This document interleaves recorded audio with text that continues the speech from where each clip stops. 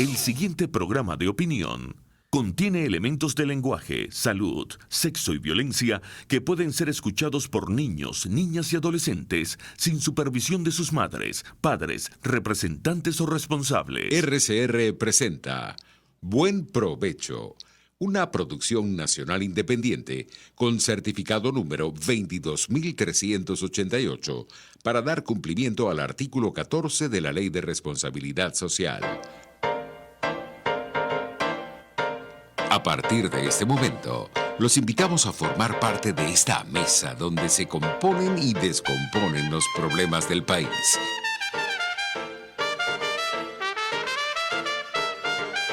RCR presenta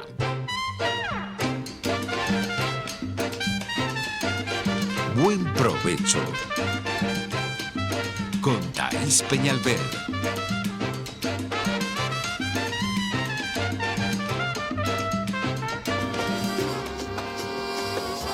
La voz de la diáspora en Buen Provecho con el profesor Tomás Páez.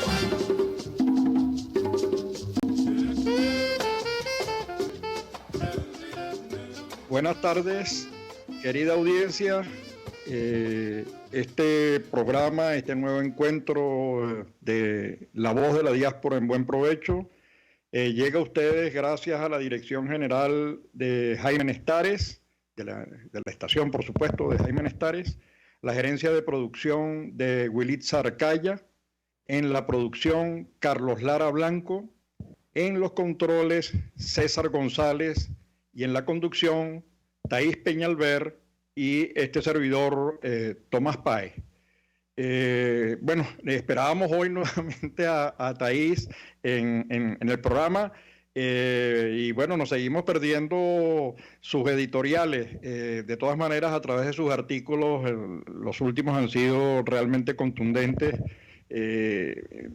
Conocemos las opiniones de Thaís en relación al acontecer venezolano. Nos pueden ver y seguir, escuchar a través de YouTube, de nuestra plataforma digital rcr.tv. En Periscope nos consiguen en RCR 750. Hoy, viendo el tema latinoamericano, lo que está ocurriendo, lo que está aconteciendo, hemos invitado a Hugo Carvajal. Hugo es un parlamentario, por un lado, 18 años de experiencia en el Parlamento boliviano. Fue ministro de Educación, una importante responsabilidad. Además de eso, es sociólogo, pero también es miembro de la diáspora boliviana, de esa diáspora que ha tenido que también salir producto de la persecución política, porque de otra manera también el régimen de Evo Morales persigue a la gente, la asfixia, la hace marcharse de su país, está forzando a los ciudadanos a irse del país. Antes de darle la palabra a Hugo y comenzar el tema y el diálogo con el asunto boliviano, lo que allí ha ocurrido, que es realmente patético por varias razones que ya veremos, tenemos hoy en marcha en el Parlamento Europeo, en la Comisión Europea, un encuentro en donde está participando la Organización Internacional de las Migraciones, la Comisión Europea, parlamentarios, representantes de los países latinoamericanos, preocupados por el tema de qué hacer con la diáspora venezolana. Es decir, estamos hablando, de acuerdo a nuestra cifra, la del Observatorio de la Diáspora, estamos hablando de 5.700.000, 5.800.000 venezolanos ya fuera del país. Pero parte importante de ellos, más de 4.300.000, más de 4,5 millones, solo en Latinoamérica, y de ellos 1.600.000 solo en Colombia. Siempre digo que este número es el que acogió toda Europa, es decir, 27 países cuando recibió a los refugiados sirios. Los días 15 y 17 del próximo mes se va a realizar en Francia el encuentro Plan País, creo que es la primera vez que se produce fuera de Estados Unidos, es la octava, novena edición de este plan que montan los muchachos, que montan los jóvenes venezolanos pensando en el papel de la diáspora, pensando en qué puede hacer la diáspora para recuperar el país. Regresamos entonces a Bolivia.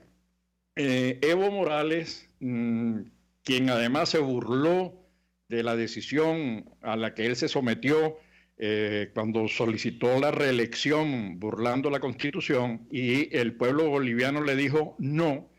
Sin embargo, valiéndose de artimañas de esas, con el poder judicial, le dieron una vuelta de tal manera que entró a participar, y bueno, allí algunos amigos tuvieron algún papel como Zapatero, entre otros, que fue a darle un abrazo por esa decisión tan democrática de burlarse de la decisión del pueblo boliviano. Entonces, porque la posición es más o menos cínica de parte de algunos, entonces, sin embargo, aceptando el reto, el pueblo boliviano dijo, bueno, vamos a elecciones, extrañamente por unas cuantas horas no se produjo información, y por eso la OEA ha estado llamando a una segunda vuelta, porque no hay diferencia de acuerdo a los datos, aunque los datos oficiales, por supuesto, son un poquitico por encima de lo que exigiría la ley para ir a una segunda vuelta. Y Evo, burlándose además del pueblo boliviano, dice, bueno, demuestren que, ¿no? Bueno, si usted está tan seguro que ganó, bueno, vaya una segunda vuelta. Ya hizo una primera trampa, vaya a la segunda vuelta. Pero de eso nos va a hablar alguien que conoce mejor que nosotros el tema, que es Hugo.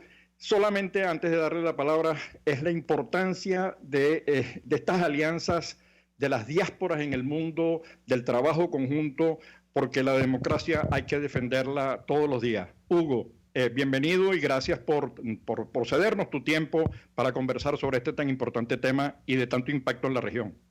Bueno, Tomás, para ti y para la radio un gran cariño, un abrazo solidario. Sé que Venezuela está viviendo un capítulo, un momento muy, muy, muy difícil en su historia, como país y como sociedad. Y obviamente eso que se ha irradiado con lo que se llamó lo bolivariano, el socialismo del siglo XXI, llegó a Bolivia, y llegó a Bolivia de la mano de Evo Morales ya hace 14 años aproximadamente, porque Evo Morales va a cumplir 14 años continuos de gobierno este enero del 2020. Entonces, lo que yo debo decirte es de que cosas similares han acontecido en Venezuela, en Nicaragua, es calcado, el tema es calcadísimo, igual pasó en su momento en Ecuador, es el mismo libreto, es el mismo guión que se sigue en Bolivia. En Bolivia, tú lo dijiste bien, Evo Morales es un candidato inconstitucional, ilegal, porque él burló un referéndum en febrero de 2016 que le dijo no. Y ahí ya comenzamos a ver los primeros indicios de fraude, porque hubo el primer apagón informático. Ese apagón informático duró en ese momento 48 horas, porque todavía no estaban expertos en el fraude. Entonces, ese apagón, cuando comenzaron los primeros datos de conteo rápido, era 60-40 aproximadamente. Y eso se fue volviendo finalmente hasta quedar 51.4 a 48.6. Entonces, pero ya hubo indicios de fraude electrónico, indicios de fraude de abuso de poder, de cambio de actas, etcétera, que lo que buscaban era evitar una derrota. En ese momento, el Tribunal Electoral, una mujer lo presidía, dijo, bueno, ya es suficiente, aquí esto se corta, este es el resultado final, y la paró en el no con el 51.4 para decirle no a la reelección de Evo Morales. Todo el mundo pensaba, porque días atrás Evo Morales había manifestado, junto con García Linera, el vicepresidente, había manifestado de que si ellos perdían, Evo Morales iba a su Chaco y García Linera volvía a la cátedra, cuando todavía se pensaba que García Linera o era matemático o era sociólogo, pero resulta que ni había acabado ninguna de las carreras. Entonces, todo esto obviamente generó un estado de ánimo y de rechazo a la candidatura de Evo Morales, que el Tribunal Constitucional en noviembre del 2018 decidió habilitarlo definitivamente como candidato a la presidencia de la República. Entonces, inmediatamente aprobaron una ley de partidos nueva. Esa ley de partidos establecía la obligatoriedad de primarias que a todo el mundo sorprenden, de tal manera que no dieron tiempo. Si tú recuerdas, el 1 de octubre del año 2018 sale una sentencia de un fallo de la Corte de La Haya que le niega a Bolivia, bueno, no le niega a Bolivia, indica que Chile no tenía ninguna obligatoriedad de negociar con Bolivia y de cederle un espacio de acceso al mar. Entonces esto trastoca los planes de Evo Morales, porque Evo Morales pensó que podía obtener un triunfo contundente en La Haya y con él sacando una resolución muy favorable a Bolivia con relación al mar, y a partir de ahí eludir el tema del 2016, del referéndum que le dijo no a su repostulación, a su cuarta candidatura, tercera reelección, y él lo que hace es caer en un estado de desánimo, pero bueno, no le dura mucho tiempo, porque comienza a andar la maquinaria de que, para evitar que se comience a hablar de La Haya y del rotundo fracaso de la política de Evo Morales y de todas los ex cancilleres de Bolivia que estaban acompañando este proceso, incluido Carlos Mesa, el actual candidato a la presidencia, se implementó una vorágine electoral. Y emergió eso que tenemos en Latinoamérica, esa pulsión electoral inmediata. Esa pulsión electoral que decidió aceptar el proceso electoral, incorporarse a las elecciones. La sociedad seguía dividida, unos decían no, hay que ir a una elección con Evo Morales, otros decían no cometamos el error de Venezuela de dejar ya elecciones sin oposición y este señor gane, fabrique partidos de oposición. Son especialistas, es el mismo libreto, el mismo guión, lo que vivieron en Venezuela lo reprisan en Bolivia, y entonces vamos a las elecciones. Y Carlos Mesa larga su candidatura. En ese momento era el primero en expectativa de voto, todavía cuando larga su candidatura. Todo esto comienza a mostrar claramente que Evo Morales no quería soltar el gobierno ni el poder, porque estamos ante personajes como Maduro en Venezuela, Ortega en Nicaragua, Correa en su momento en Ecuador, ¿no? Y Evo Morales en Bolivia, se creen mesías, se creen predestinados a ejercer el gobierno eternamente en nuestros países. Y obviamente, te faltó mencionar también a la Kirchner, ¿no? Que además es un poco la geopolítica de Latinoamérica con estos resultados están impactando. Yo creo que van a impactar al Grupo de Lima, creo que van a impactar todo el respaldo latinoamericano a la democracia. Pero sigue, perdona, Hugo. No, está bien, o sea, tienes toda la razón. Ayer fueron las elecciones en Argentina y Cristina le mandó en sus primeras palabras, fue un saludo a Evo Morales indicando que había ganado las elecciones, cuando Evo Morales no ganó ninguna elección, porque para ganar las elecciones hay que tener la mitad más uno de los votos o más del 40% y sacarle 10 puntos de ventaja al menos a el segundo candidato. Y eso no aconteció en Bolivia. El Tribunal Supremo Electoral hizo, tú lo anunciaste hace un momento, un apagón informático, de tal manera de que el domingo, mientras hubo el recuento rápido de votos, hasta el 83% se estaba contando, y la diferencia era de aproximadamente 6-7%. Dejamos, para que continúes en el próximo segmento, vamos un momento a publicidad, dejamos en el aire la pregunta. Después de ese resultado, ¿cómo evalúas tú la decisión de haber participado en la elección? Porque eso es un debate en toda la región. Pero eso al regreso, Hugo. Vale, muy bien. Usted escucha Buen Provecho con Thaís Peñalver por RCR 750 AM. Sintonícenos a través de Periscope, @RCR750, la radio que se ve. ¿Te imaginas unos deliciosos y súper cremosos helados libres de azúcar, libres de lácteos, libres de huevos, libres de gluten, libres de pulpas? Te lo tengo. Heladería Vegan Fruit lo hizo posible y aptos para todo tipo de personas. Los heladitos Vegan Fruit los encuentras en los mejores supermercados y tiendas de delicateces. Síguelos en las redes. @heladería Vegan Fruit. Amor vegano y cremoso. RCR 750 AM. Porque lo bueno une.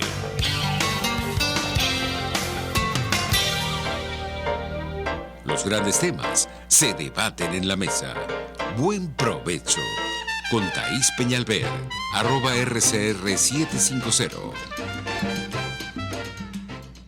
De regreso, estamos hablando con Hugo Carvajal, exministro de Educación en Bolivia, asilado político, perseguido por el régimen de Evo Morales.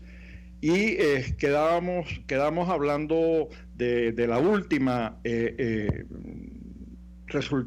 último resultado electoral y allí y del apagón, y además quería aprovechar para que se explayara Hugo con 2 o 3 preguntas. La primera es, hubo una decisión de alguna gente seria dentro de ese organismo electoral que renunció, entiendo, ¿no? Visto el desmadre ocurrido, es decir, que allí todavía queda gente íntegra, por lo menos, ¿no? Que no está dispuesta.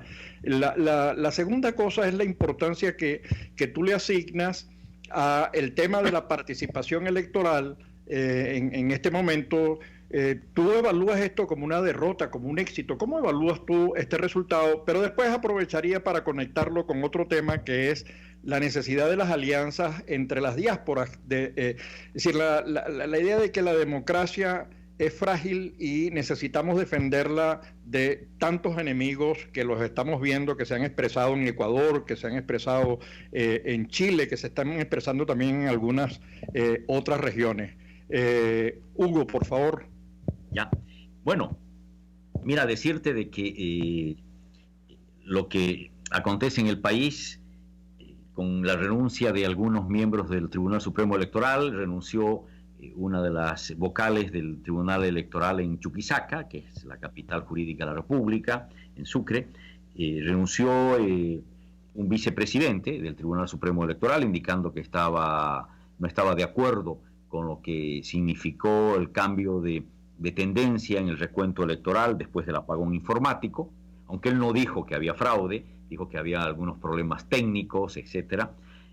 A ver, este apagón, que es claramente uno de los métodos y mecanismos del fraude, lo que buscaba era corregir, Tomás, esto es muy importante que lo entiendas tú y la audiencia, corregir el resultado electoral, es decir, volcarlo a favor de Evo Morales. O sea, ya había un fraude en el conteo de los votos rápido, pero no fue suficiente para garantizar más del 10% y más del 40% para Evo Morales. Le fracasó. No esperaban una reacción tan dura, tan contundente contra Evo Morales. Bueno, y estos señores, yo no sé en qué se basaban y en qué esperanzas tenían, pero ellos tenían un voto duro de un 30% y nunca Evo Morales, tú has visto las encuestas, superaba el 37% de la intención de voto. Entonces, abrigaban el milagro, la ilusión de poder crecer con votos válidos y todo esto, y indecisos más allá del 47, 48%. Entonces, bueno, lo hicieron toda una serie de mecanismos, dividieron candidaturas de la oposición, habilitaron a candidatos a la presidencia de la República después de que renunciaron algunos candidatos, cuando ya era ilegal habilitarlo, todo con la finalidad de dividir el voto de la oposición. Entonces, todos estos mecanismos se implementaron. Evo Morales no guardó el silencio electoral que se debe guardar durante 72 horas en Bolivia, siguió viajando, inaugurando obras, declarando, y él y todos sus ministros. Él utilizó y abusó de los bienes del Estado, aviones, helicópteros, todo, recursos públicos para hacer campaña. si se desplazaba por todo el país, y sabemos el costo que eso tiene, monetario, económico. Entonces, ha cambiado a casi todos los miembros del Tribunal Supremo Electoral, nacional y departamentales, regionales, en el país, para que garantizar una actitud servil total del órgano electoral, cosa que no le resultó, y también, obviamente, amenazó a muchos sectores de que si no votaban por él, se iban a quedar sin presupuestos, se iban a quedar sin obras, etc. Es decir, hizo todo un gasto impresionante en publicidad, ni hablar. Nunca hubo una campaña tan costosa en publicidad al pueblo boliviano a favor de Evo Morales, con recursos públicos, ¿no? Esa película me suena, pero absolutamente conocida. Me parece así como que está repetida, ¿no? Claro, por eso lo mismo ocurre en Venezuela, ¿no? Así es. O sea, estos señores son clones, y les entregan libretos, ¿no es cierto?, definidos. Sabemos que atrás de todo esto no es Venezuela, es la inteligencia cubana, el G2 cubano, la necesidad rapaz de Cuba de tener de dónde colocar sus médicos, sus maestros, mano de obra, etcétera, y sus militares, sus grupos de inteligencia, etcétera, para cobrar por ello y también, obviamente, abastecerse de petróleo, abastecerse de apoyos políticos internacionales, etcétera. Entonces, todo esto es un tema geopolítico, Tomás. Y Bolivia se jugaba la geopolítica el 20 de octubre. ¿En qué sentido? En que si perdía Evo Morales, esto podía haber repercutido en la Argentina negativamente. El tema geopolítico es de que si se inclina la balanza a un lado o al otro en América Latina. Entonces, estamos casi igualados, pero aún hay mayoría al lado del Grupo de Lima y hay mayoría que está a favor de la democracia. Yo lo veo así. Por lo menos Uruguay, lo más probable es de que salga el Frente Amplio e ingrese, ¿no es cierto?, el Partido Nacional. Yo creo que esto se está dando y Bolivia está en el interregno en este momento, en paro total el país, bloqueadas todas las fronteras por los comités cívicos y ciudadanos, y el gobierno, Evo Morales ayer, dijo de que ya se cansó de ser tan paciente y que instruía a sus fuerzas sociales, a sus movimientos sociales, a marchar sobre las ciudades y a bloquear las ciudades. Y esta mañana, en la madrugada, comenzaron volquetas, camiones del gobierno y de las reparticiones públicas a trasladar disque mineros, falsos mineros, porque los vestían en la ciudad de La Paz y les entregaban cascos, bloqueaban con piedras inmensas y con volquetas, ¿no es cierto?, las carreteras, etc. Todo esto... Y la Fuerza Armada, cuando tú ves que la sociedad toma, en este caso los grupos que apoyan a Evo, toman y deciden por el resto de la sociedad, imponen cierres, imponen e impiden que lleguen los productos y servicios a los bolivianos, la Fuerza Armada, ¿cómo queda? Porque eso es utilizar los recursos del país para beneficio absolutamente personal, y la Fuerza Armada permite eso. Sí, las Fuerzas Armadas, al igual que en Venezuela, que en Nicaragua, están totalmente controladas económicamente por el gobierno, ¿no? Están prebendalizadas, son prebendas económicas que se les dan, y también están controladas por el espionaje, la inteligencia cubana, boliviana, venezolana, que está presente en Bolivia. Entonces esto impide que las Fuerzas Armadas reaccionen. Pero yo debo decirte una cosa, Tomás, no han salido las Fuerzas Armadas a decir nada todo este tiempo. Están acuarteladas, calladas, ahí. Porque en Bolivia, después de los sucesos de octubre del 2003, se ha encarcelado a 7 militares. Y estos militares, hubieron 59 muertos, 60 muertos, y han sido sentenciados a 30 años de prisión. Entonces, las Fuerzas Armadas dicen, salimos ahora, hay muertos, el día de mañana, en un año, en 2, 3 años, nos hacen un juicio y otra vez los encarcelan. Entonces, la gente está temerosa de este precedente, y por eso las Fuerzas Armadas tampoco, creemos, van a salir a meter bala y a masacrar al pueblo boliviano. La reacción en Bolivia es contundente. Santa Cruz de la Sierra, la ciudad más importante de Bolivia, en población y en economía, está totalmente paralizada, no se mueve una mosca, Tomás, es impresionante. La Paz hoy está haciendo un paro bastante amplio y contundente, el gobierno metió una marcha de mineros, mandó a algunos dirigentes vecinales comprados a enfrentar a las barricadas, a los ciudadanos que están bloqueando, y sencillamente se han encontrado con una respuesta contundente de rechazo. Ahora, estamos nosotros en una actitud de resistencia activa pero pacífica, continua y pacífica. A los mineros que bajaron, entre comillas mineros, porque no son verdaderos mineros, la gente abrió paso.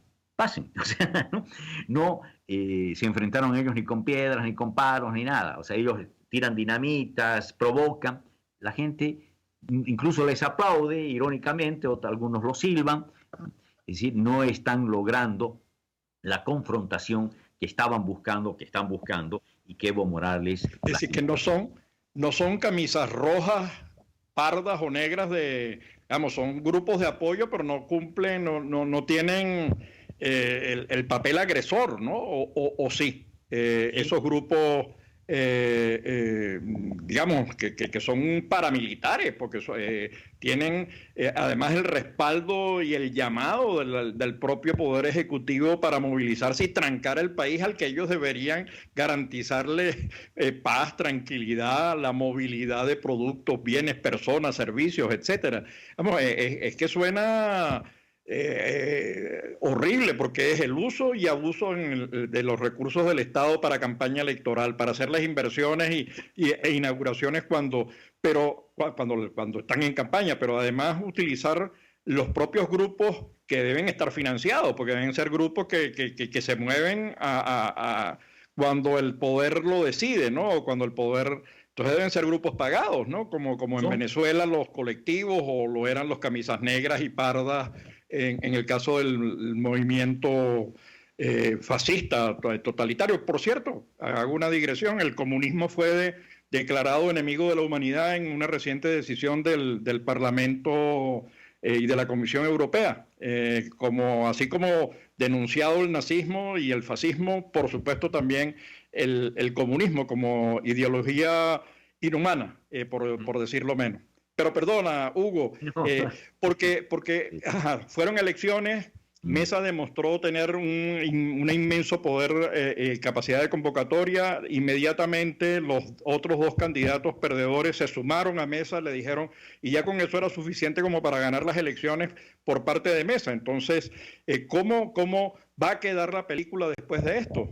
Fue tan escandaloso el fraude que la misión de observación electoral de la OEA ha indicado claramente de que no hay circunstancias que justifiquen el cambio de tendencia de los votos.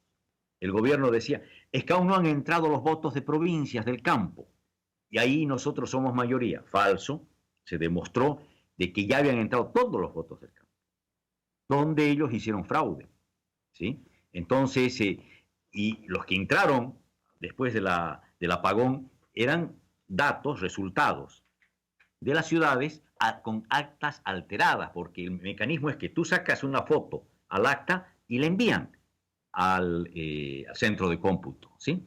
Y eso es rapidísimo. Entonces decían, no hay internet en esos lugares. Falso. Ya todo el país tiene internet. Entonces Bolivia y este gobierno se jactaba de tener un satélite. Y tenemos un satélite que aún no sabe cuánto ha costado y está perdido.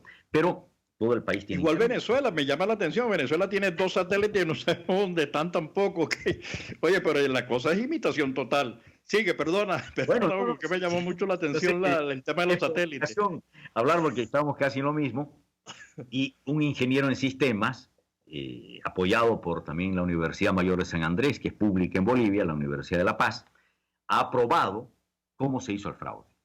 Y fue tan contundente su conferencia de prensa que lo que hicieron fue perseguirlo a él, tuvo que buscar refugio en la Embajada Británica en La Paz, y a la periodista la insultaron, la querían pegar, etc. O sea, es una a la bruta, pero no han logrado consumar asesinatos, están a punto de ello. Yo creo que el momento que eso ocurra, ya el cariz, el conflicto va a tomar otro cariz, otro rostro en el país.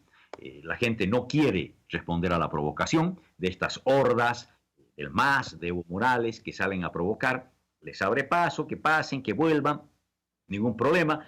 Mandan a grupos de sindicatos de choferes, que afiliados al gobierno también, con palos y con piedras, los rechazan, pero no va más las cosas. Hay heridos por estas contusiones, pero no por balas hasta ahora. No es los francotiradores que había en las manifestaciones en Venezuela, ¿no? Que les ordenaba a Maduro a que disparen, etc. Eso no hubo hasta ahora. Ni creo que las Fuerzas Armadas, ojalá sea así, vayan a prestarse a este gobierno. Tú me preguntabas si fue positiva la decisión de participar en el proceso electoral. Bueno, yo era crítico en un comienzo a participar porque me parecía que participar en un proceso electoral, en unas elecciones, con un candidato inconstitucional era avalar a un fraude y era avalar a un dictador, como se está convirtiendo Evo Morales, que ya pasa una línea roja para entrar al club de Maduro y de Ortega. Él cuidaba mucho su imagen internacional, pero ahora se le está viniendo abajo porque la OEA le ha dicho que no. Le ha dicho a la Unión Europea que quiere una segunda vuelta y exige una segunda vuelta. Le dijo Inglaterra, Alemania, ¿sí? España también se ha pronunciado al respecto. Brasil, que dice que desconoce las elecciones y los resultados electorales porque han sido totalmente fraudulentos Brasil. Entonces, hay una respuesta internacional que está condenando las elecciones fraudulentas en Bolivia y eso debemos nosotros agradecer a la comunidad internacional que está acompañando este proceso y que se está denunciando el fraude escandaloso que hubo en Bolivia y eso ahora ya darle la capucha de desenmascarar a estos falsos indígenas y falsos dirigentes que se dicen socialistas y populares y que han perdido ya al pueblo. Porque no solamente es la clase media la que en Bolivia está contra este gobierno. No, contra este gobierno están campesinos, están sectores populares, están indígenas también. Y paradójicamente, quienes lo apoyan ahora son los empresarios.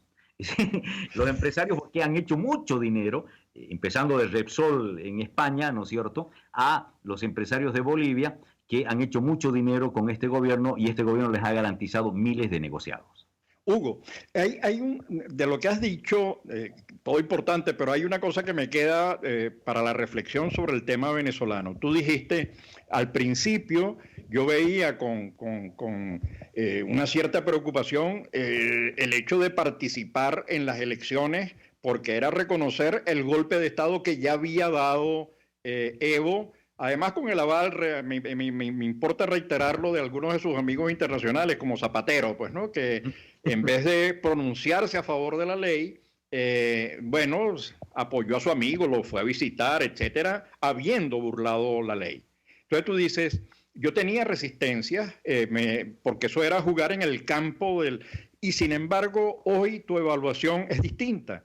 Y me llama la atención porque el haber participado en las elecciones permite demostrar que la mayoría no está con Evo Morales. Es decir, que Evo Morales está en minoría en el país. Es decir, es una forma, pese a las burlas, pese al apagón, pese a los controles, pese a todo lo que hizo, sin embargo demostró que es minoría. Es decir, que de alguna manera ganando perdió las elecciones. Entonces, y por otro lado, Carlos Mesa se siente con un poder, se siente con un respaldo, con un apoyo y ha creado un liderazgo alterno, ¿no? Digamos, para confrontar al dictador, porque, o al pichón de dictador, yo no sé cómo llamarlo, pero entonces me llama la atención esa reflexión y creo que para Venezuela tiene una tremenda importancia. Pero todo eso lo dejamos para que lo reflexiones y cuando vengamos de este corte publicitario, en el próximo segmento. Perfecto, perfecto.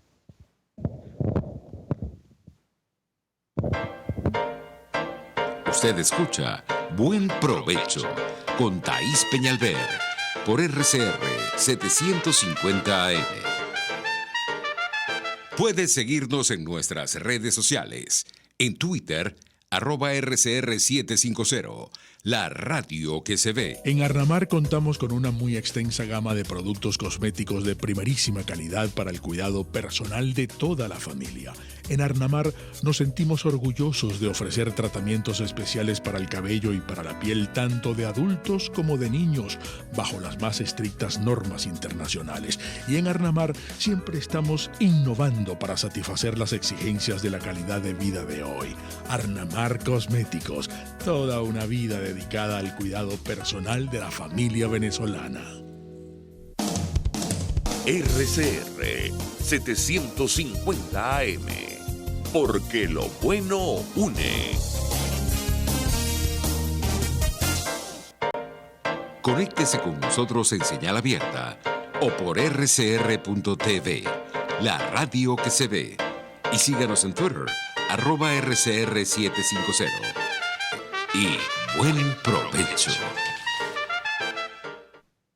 Estamos con Hugo Carvajal, conversando, una persona de amplia experiencia, sociólogo, ex parlamentario, ex ministro de Educación de Bolivia y perseguido político, asilado en este momento en España, miembro de la diáspora boliviana, un miembro activo que además participa en todo lo que tiene que ver con la defensa de la democracia en Latinoamérica, gran amigo de la diáspora venezolana, allí donde esté, ha estado en Bélgica presentando la experiencia frente a los parlamentarios en el mundo, que hoy, por cierto, se reúnen la Comisión Europea con los distintos países a abordar el tema de la diáspora venezolana, que es enorme y que está impactando de mil maneras a la región. Pero habíamos quedado con Hugo en la evaluación de la última elección. Mesa quedó muy bien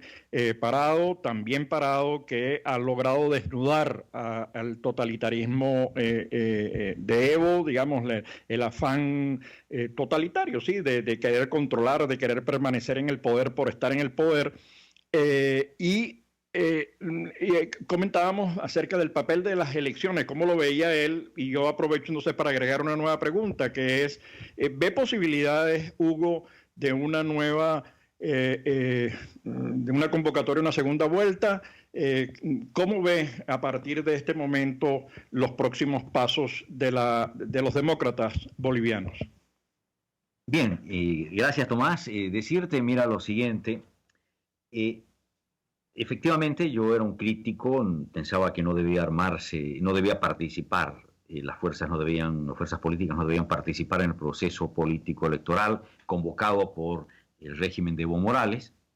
Pero ya cuando se sumó Mesa, se sumó Ortiz, y comenzaron a sumarse varias siglas a la disputa electoral, en total hubieron 9 candidaturas, todas han comenzado rechazando las elecciones y señalando que hay fraude, todas, incluso aquellas filovistas, masistas, y creo de que con las semanas fuimos madurando todos, o sea, tanto los que se metieron en un comienzo y vieron el problema muy complejo, como los que no estábamos de acuerdo, pero buscábamos, en definitiva, la recuperación de la democracia, y en eso coincidimos y comenzamos a ir avanzando, madurando, cambiando nuestras apreciaciones.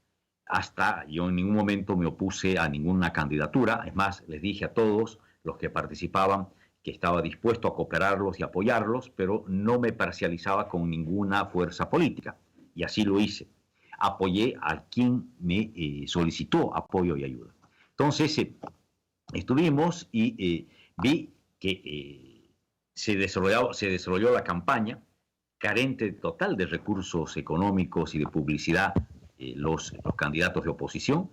Es increíble, casi no hicieron publicidad, solo por las redes, no hubieron grandes concentraciones, fueron caminatas, fue una campaña muy estoica, de mucho entusiasmo, de mucha mística, y la juventud comenzó a evolucionar.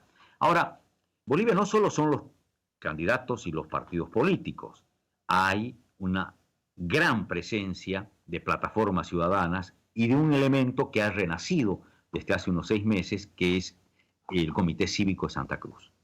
Es un instrumento poderosísimo de convocatoria y movilización que hoy está paralizando todo el departamento de Santa Cruz, y esa su actitud ha contribuido a que hay una emulación democrática cívica en Potosí y en Chuquisaca, y también esos dos departamentos están, y Tarija, perdón, también mi cuna, el departamento de Tarija, están totalmente paralizados. Son 4 departamentos de los 9 que tiene Bolivia, totalmente paralizados. Todas las fronteras están obviamente incomunicadas porque están bloqueadas, y hoy entró La Paz en paro.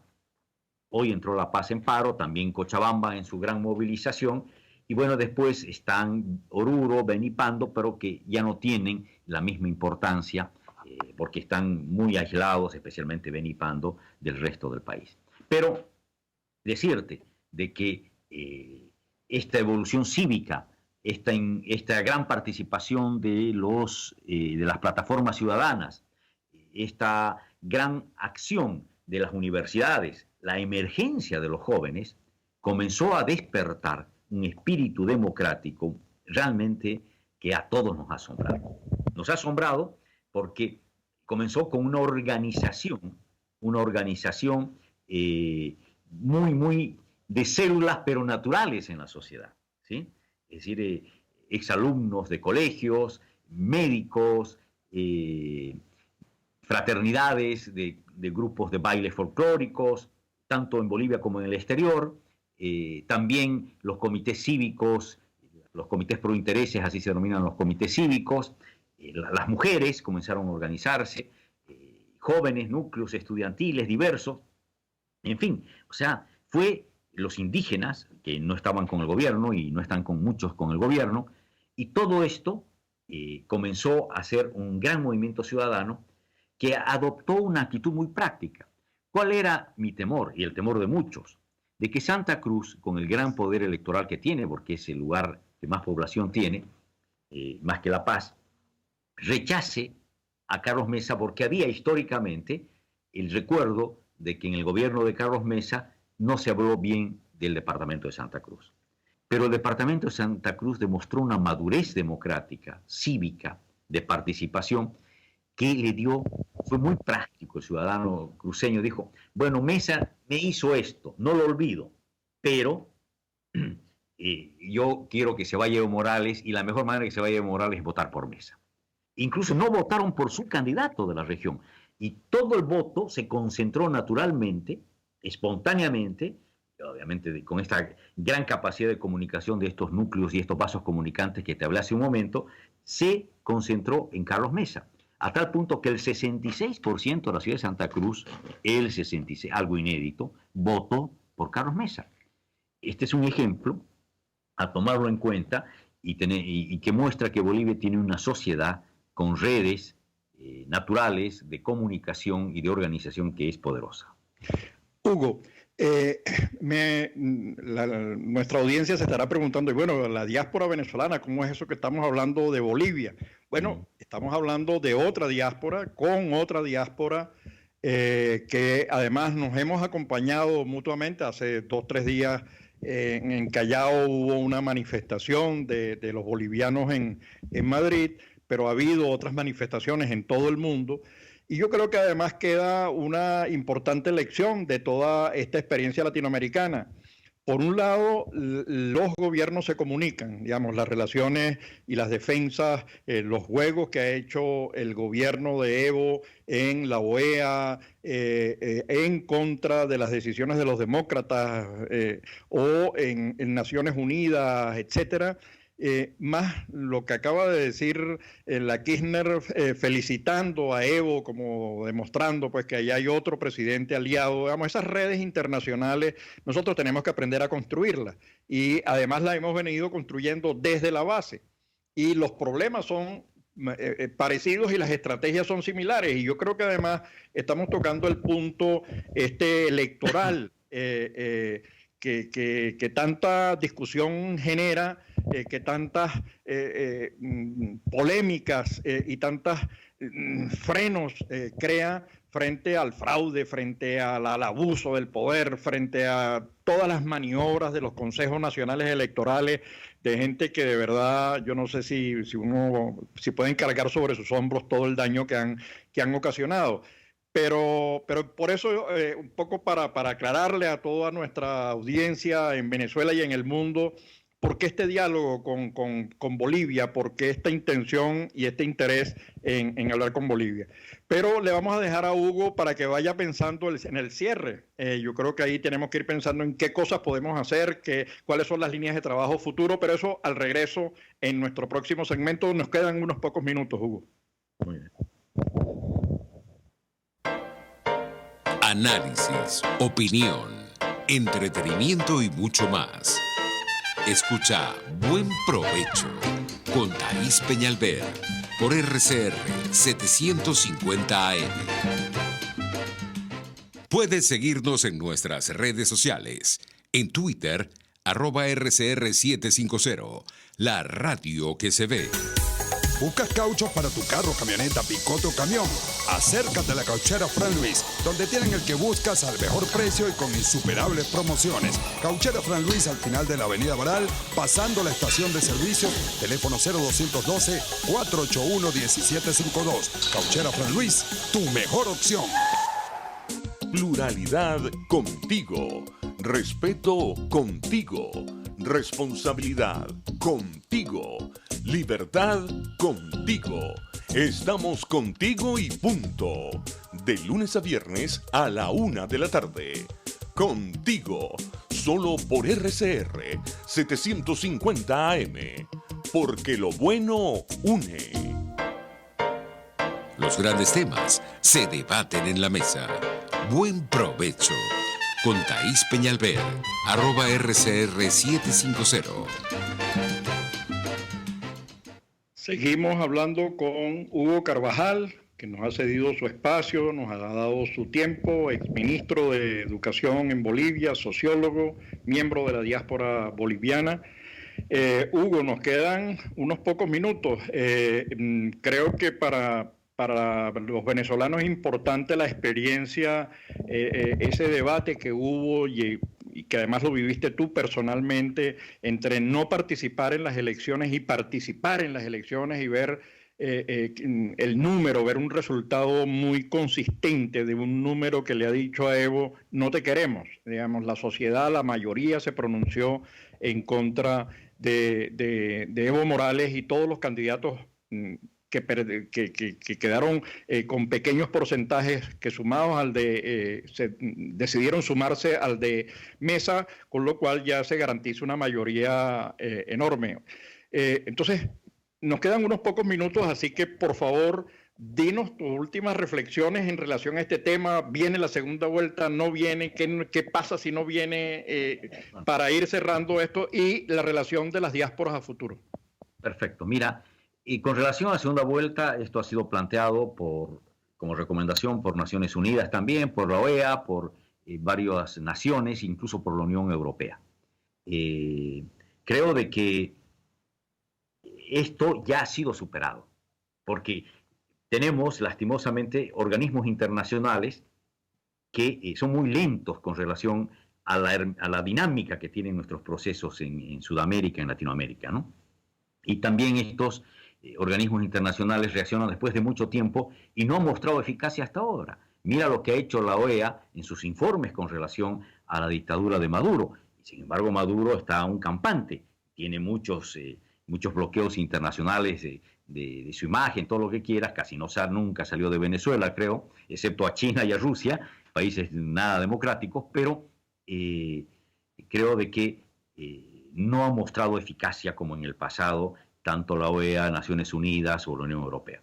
Creo que es importante que esta enseñanza nosotros la tomemos en Bolivia y todos coincidimos en que la solución del conflicto de Bolivia es de los bolivianos. Y ahí nosotros tomamos mucho la experiencia de Venezuela e incluso muchos amigos de Venezuela nos han dicho en diversas partes del mundo, incluso en Bolivia, no cometan el error de Venezuela, no dejen la calle, no aflojen un minuto, no caigan en la trampa de las negociaciones, ¿sí? Entonces, este es el camino que estamos siguiendo. Ya Evo Morales rechazó la segunda vuelta, se proclamó ganador de las elecciones, él pasó otra vez otra línea roja, porque ya no da lugar a negociación alguna para una segunda vuelta, desconoce a la OEA, a la Unión Europea, a los organismos internacionales, les importa un pepino, y lo que ahora está planteando las instituciones, la Comisión Nacional de Defensa de la Democracia, el CONALDE, como las agrupaciones y candidatos reunidos en torno a Carlos Mesa, es de que ya se vayan a unas nuevas elecciones con un nuevo Tribunal Supremo Electoral. Entonces, este es el próximo paso que con seguridad a partir del Cabildo Nacional que se hará mañana, porque Bolivia se ha actuado bajo la lógica de los cabildos. Hemos retomado a este viejo mecanismo, ¿no es cierto?, que nos dio la independencia en varias naciones sudamericanas, para llevar adelante ya las decisiones que se tomen, y esas y otras más. La necesidad de amnistía general y restricta, de un nuevo padrón electoral, todo esto seguramente se va a concertar en estas horas y se va a decidir hasta mañana en el Cabildo Nacional que se va a desarrollar. Yo creo de que hay la decisión firme de no ceder, de recuperar la democracia, de denunciar al mundo que Evo Morales es un tirano, es un dictador, que no es demócrata ni tiene vocación democrática, y eso es lo que caracteriza igual a Maduro como a Ortega. No estamos ante presidentes normales, estamos ante presidentes que han perdido el sentido de realidad, están enajenados totalmente y están adictos y aferrados al poder, porque en torno al poder han hecho toda una serie de negocios, de actividades ilícitas muy complicadas, que el momento que dejan el poder saldrán a la luz. Exactamente. Bueno, Hugo, se nos acabó el tiempo, me hubiese gustado, pero bueno, ya tendremos oportunidad de darle continuidad a este tema, cómo articular la defensa de la democracia, creando redes, creando alianzas, creando asociaciones en todo el mundo y entre las asociaciones diaspóricas y de los distintos países que hacen vida en el mundo. Gracias, Hugo, exministro de Educación, sociólogo, ex parlamentario, y gracias a toda nuestra audiencia. Nos vemos el próximo lunes a la misma hora, a la hora acostumbrada en La Voz de la Diáspora, en Buen Provecho. Gracias a todos. Adiós, hasta luego. RCR presentó Buen Provecho con Thaís Peñalver. Síganos en Twitter en @RCR750. RCR 750 AM, porque lo bueno une.